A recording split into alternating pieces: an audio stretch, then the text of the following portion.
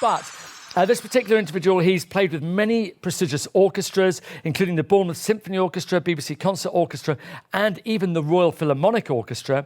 He's played for major West End and different musicals, for example, Funny Girls, Spamalot, Charlie and the Chocolate Factory, as well as the 50th anniversary of West Side Story. He's now moved into another career, still has that incredible musical talent, but moved into another career, now working for the Royal College of Nursing as an official officer working there. And he's going to be talking a little bit about mental health, but also his musical career. So great pleasure. Could you please welcome Steve Haynes?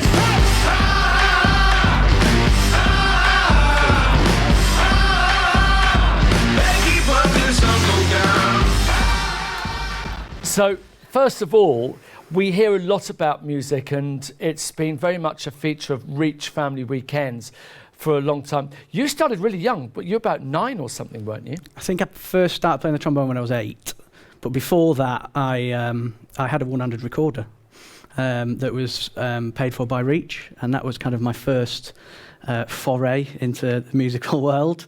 I think you've got a clip of it. Are we going to play? Yeah, let's clip play of it. I managed. My mum, I should say, managed to find it. Just going to play a little tune that is okay?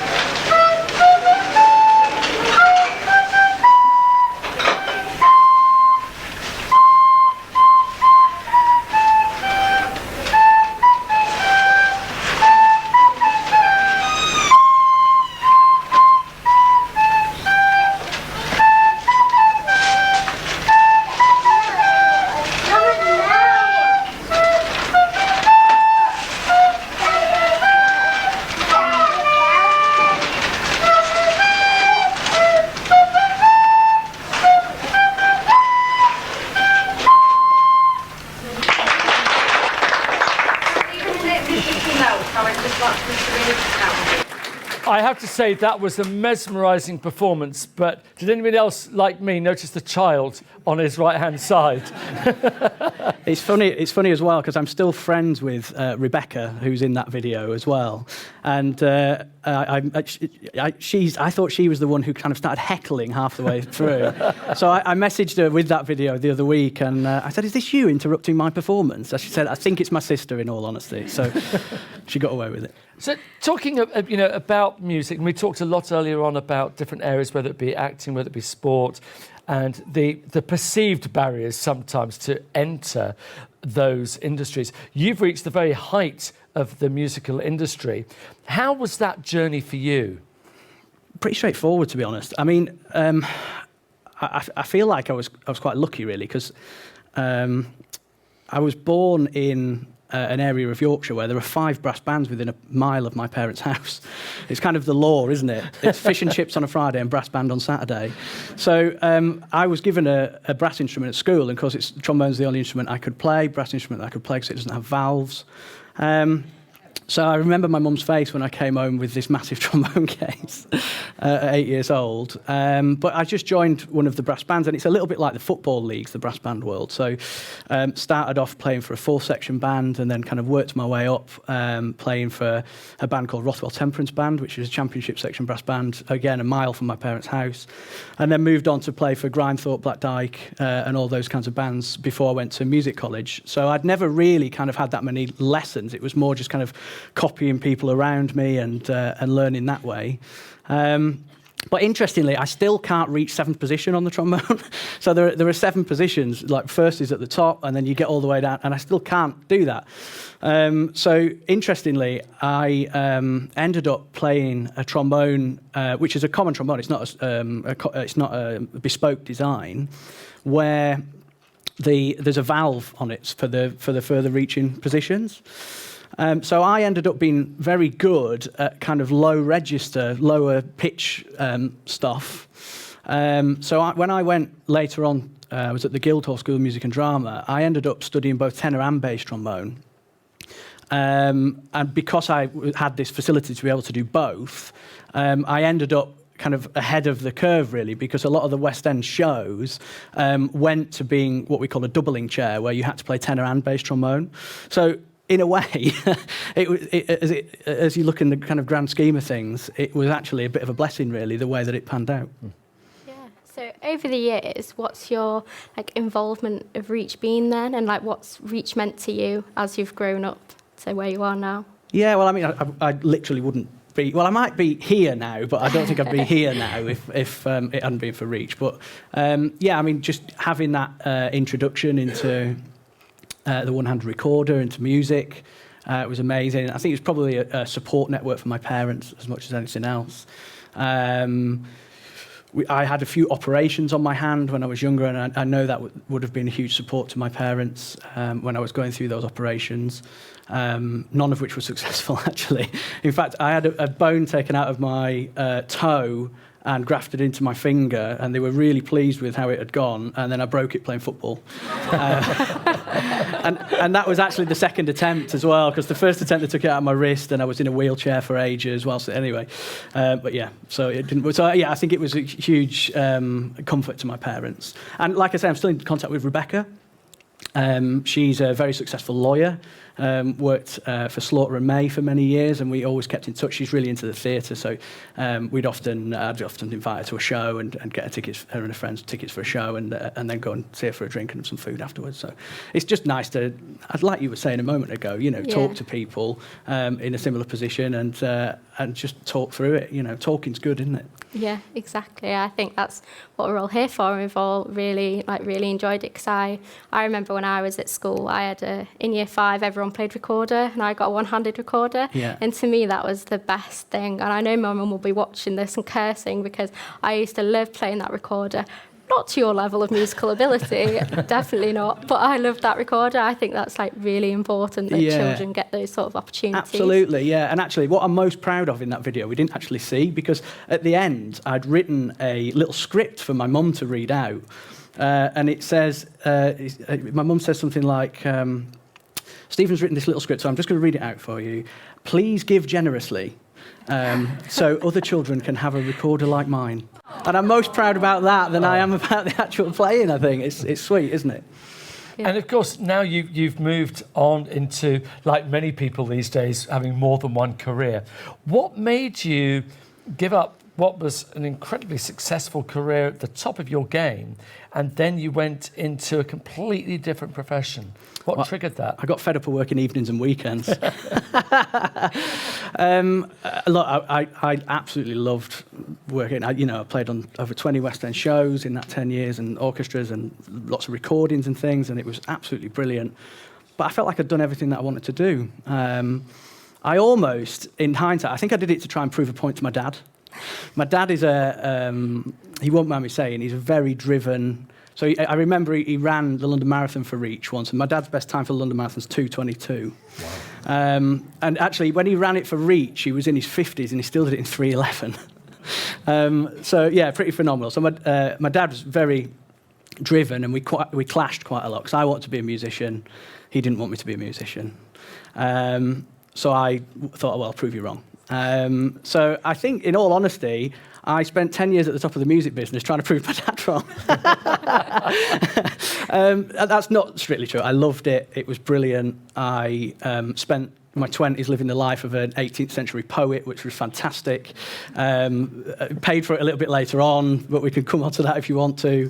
But yeah, I'd always been very active with the Musicians' Union. So I was elected to the National Executive Committee of the Musicians' Union, so I was representing all 30,000 members. And they said, do you fancy a job working in the office? So I thought, well, it's kind of 5 years too early, really. I've still got 5 years that I really want to do in music, but you don't get to pick those things, do you? So I thought, yeah, let's go for it. And because I was negotiating the trade agreement for the West End, the terms and conditions for West End musicians, it would have been a conflict of interest for me to have carried on playing under that contract. So overnight, I stopped playing. I was doing Funny Girl at the time. And on my last show, Sheridan Smith came up to me and she said, what are you going on to do? I said, I'm actually going to work for the Musicians' Union full-time. She went, why are you doing that? And it was a brave move, you know. And I found it really hard. transitioning to, you were talking about having a normal life. I've kind of come out the other way. I could have done with talking to you, I think, and having some advice on what it's like to have a 9-to-5 job. I found it really tough. I then went on after that to work for the National Trust for a little while. And then when the pandemic hit, I thought, well, I've got a diploma in employment law. I suppose I really should be using that to try and help people. So I was a listening volunteer with Samaritans through the pandemic, and I went to work for the British Medical Association, so looking after doctors when they get into trouble at work. And as you can imagine, through the pandemic, looking after doctors was pretty tricky. And then a year or so ago, my partner and I, who's here, we moved in together about a year ago, and I was moving out of my patch. So I applied for a job at the Royal College of Nursing, which is where I work now. They're a fantastic employer. They let me have a day off in lieu to come and talk to you today, so I need to give them a big up. But yeah, I love my job, helping nurses when they get into trouble at work, basically. And we're going to come on to that work in a while. I know Ella wants to ask you a couple of questions about that. But was there anything that was specific to your background, being a reached child, for example, that you felt gave you a unique insight into the work that you do now, that you maybe a different level of empathy or different level of understanding? I think that's a really good question. I think body language. I'm a professional negotiator. If you can understand power dynamics and read a room, that's super useful. A lot of people, when they're negotiating, get that power dynamic wrong and either go in too hard and make it worse for themselves or don't get enough out of it. I think from a young age, I've had people looking at me and I've been trying to figure out what are they thinking. So now that's really useful. My dad was a detective, and he always used to say, quite chillingly, he used to say, the reason I'm such a good detective is because I can think like a criminal. It's true, you know. When I go into a negotiation now, I'm trying to think, well, what's in it for the other side, you know? And I genuinely think that's from being a reached child, growing up with the difference, learning to kind of understand. It was funny you were saying about children. I remember I never had any problems in the music business, apart from when I was doing trombone demonstrations in a primary school. Wow, that was hard. Because as soon as one child notices my hand, it's you can't focus them on anything else. And I used to find that really tough. I used to find myself kind of just hiding my hand in the trombone bell when I was talking, just so that I could keep them focused on the trombone rather than my difference, you know. So yeah, I think you're absolutely right there, Alistair. I think, you know, learning body language and empathy and understanding and trying to think. I think I've spent a lot of my life kind of trying to fit in and trying to understand what other people are seeking from me. And I think that actually gives me a good basis now for trying to negotiate on behalf of members. Yeah, you've kind of touched on it before about your changing career paths, and, you know, you've gone through a bit of a rough patch, and yeah, mental health. What's got you to where you are now, and how, for those that are maybe struggling a bit, have you overcome those sort of things and got to where you are now?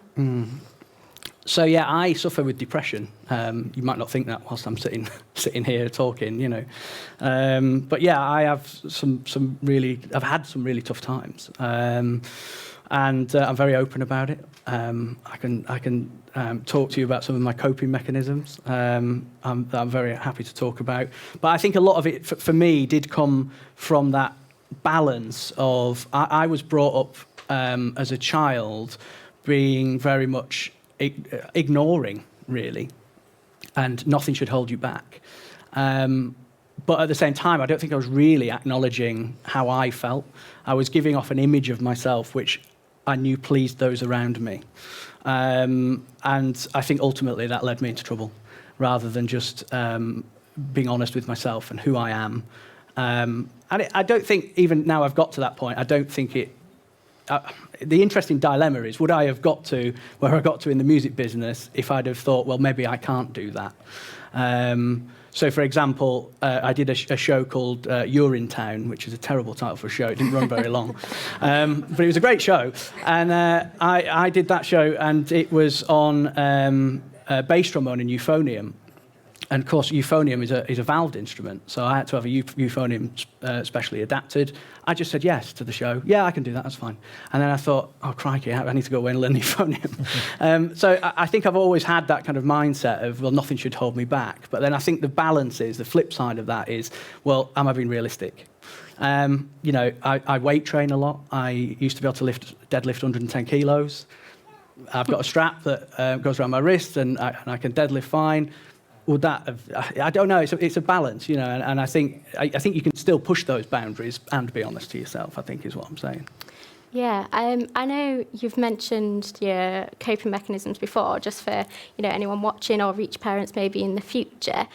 What sort of coping mechanisms, like one or two, would you use? Yeah. And remember to submit any questions through Slido. You can do that in the audience now as well, or give us a shout, and those online as well. You can submit any questions and we'll ask away. Yeah, and do submit any questions. I'm very open about my mental health. That's absolutely fine. So I use a model called the chimp model, which people in the room may have read, The Chimp Paradox. I see some nods. So when I was a musician, I realised that there was a lot of overlap between elite sport and being a professional musician in terms of performance mindset. And I remember reading The Chimp Paradox and going, crikey, I need more of this. This is amazing. So I wrote to Steve Peters' office and said, how do I get into this? This is amazing.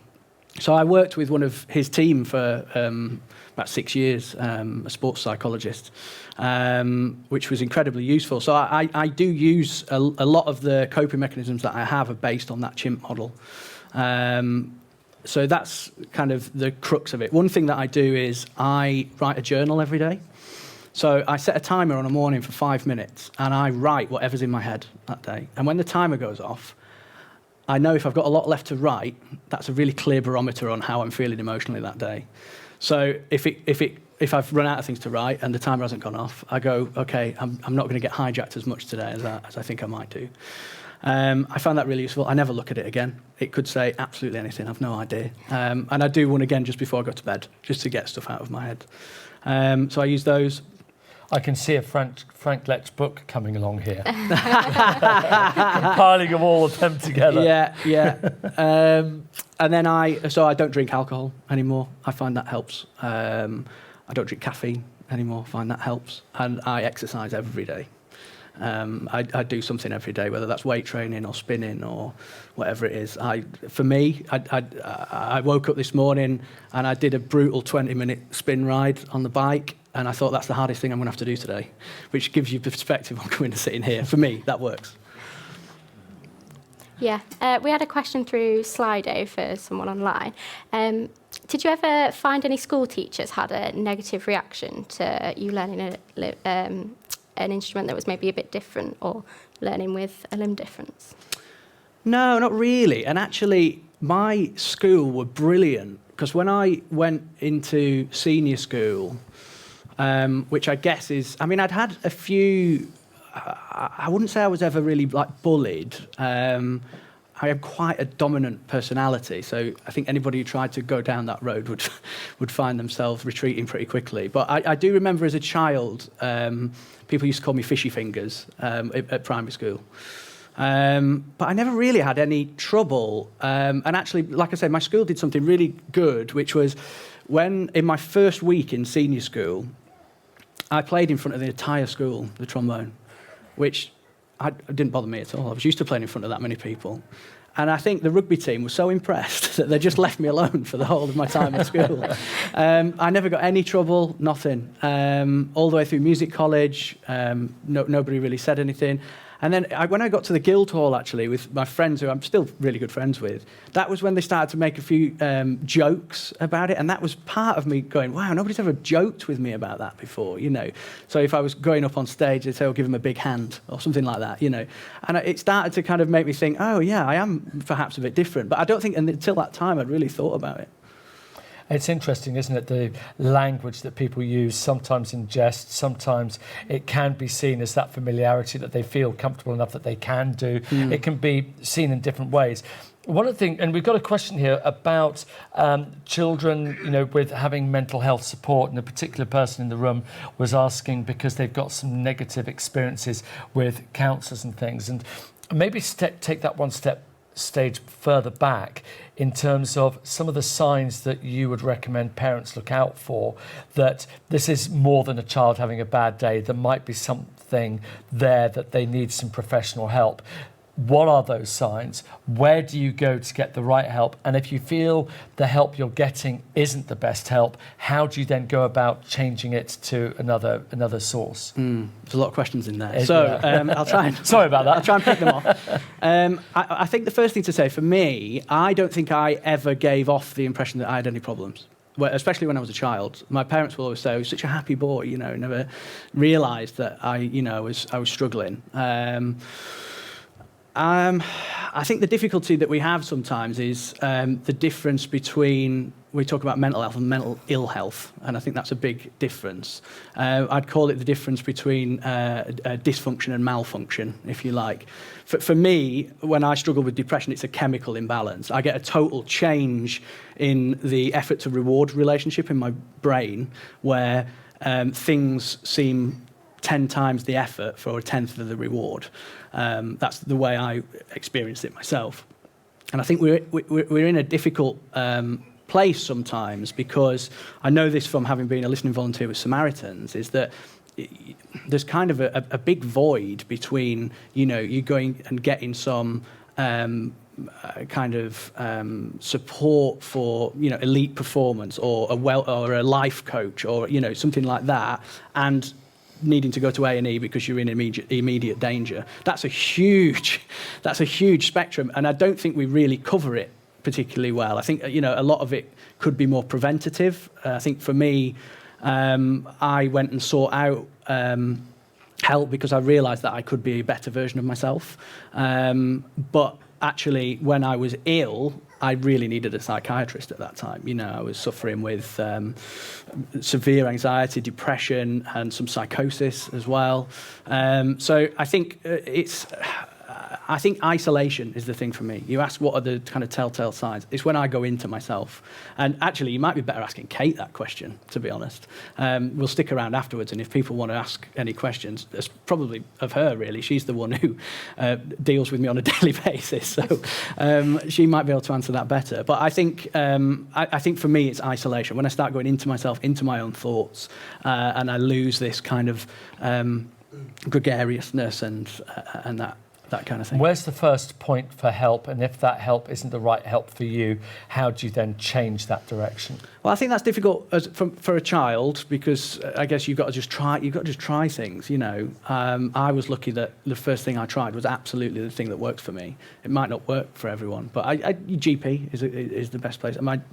I would say this. I used to work for the doctors' union. GPs are fantastic. But GPs are amazing. They'll signpost you to all kinds of resources. They certainly did with me, and saved my life, to be honest. We've got a couple more questions. I'll let.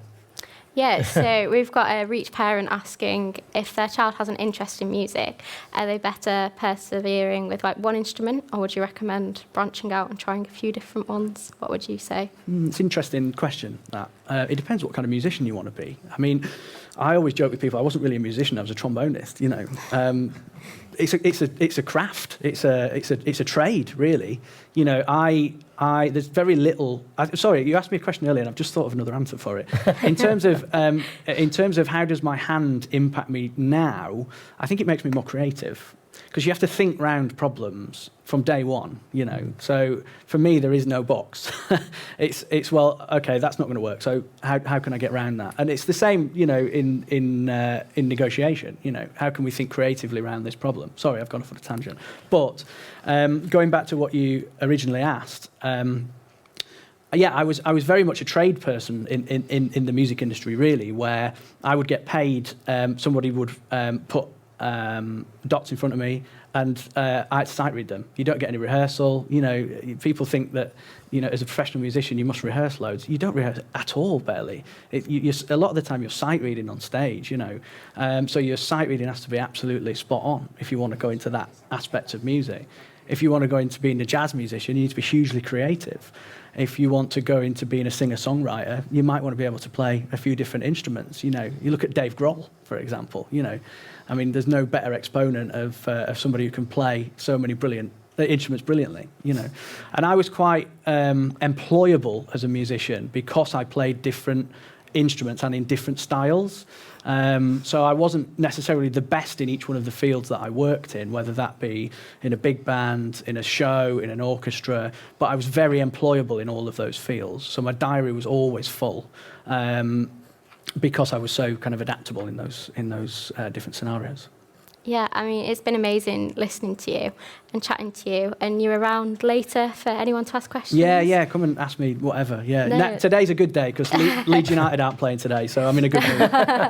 Well, it's been amazing talking to you. Thank you. No So problem. everyone give it up for Steve. Steve Haynes, thank you very much, Steve. Thanks, guys.